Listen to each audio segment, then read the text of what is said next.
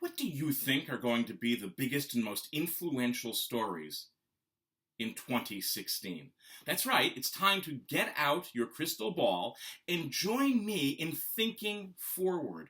Now, I know we can't always tell, and oftentimes we're going to get it wrong, but it's a really useful way to think about how we are entering this new year.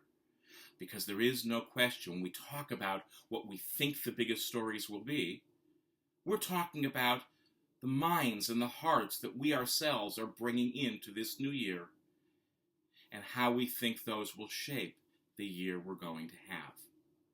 For me, the two stories to watch for are the stories of privacy and trust.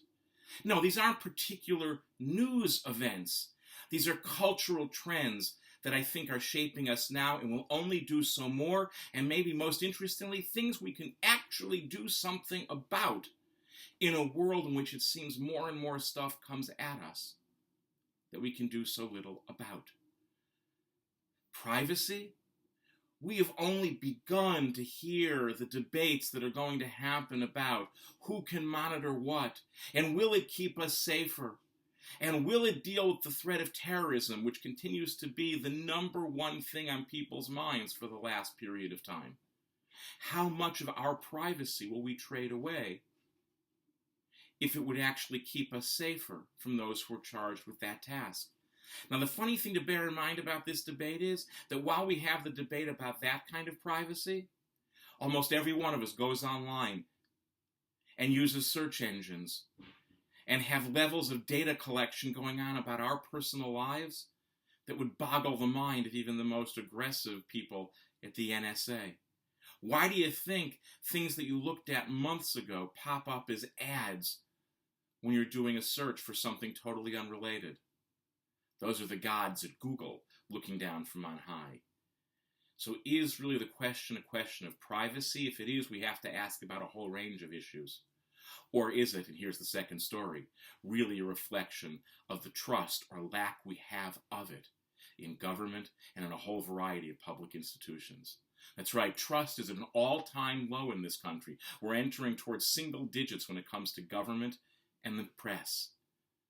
We have a trust problem in this country. And if you think it's bad here, we're still in the upper third globally.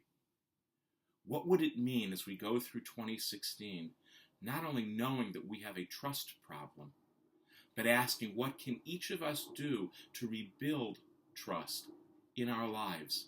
And that is a person-by-person job. So as you think forward for 2016, consider where could you build deeper levels of trust, both with those close to you and maybe even those further away? What would it mean to make an effort at least once a day to regard the world with a little less suspicion? I know there's some vulnerability in that, but at least once a day, especially if you consider yourself a person of faith.